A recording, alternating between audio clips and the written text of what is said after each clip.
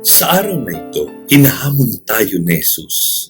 Maging mahabagin kayo, katulad ng inyong Ama sa langit. Madalas, mabilis tayong humatol, pero mabagal magpatawad.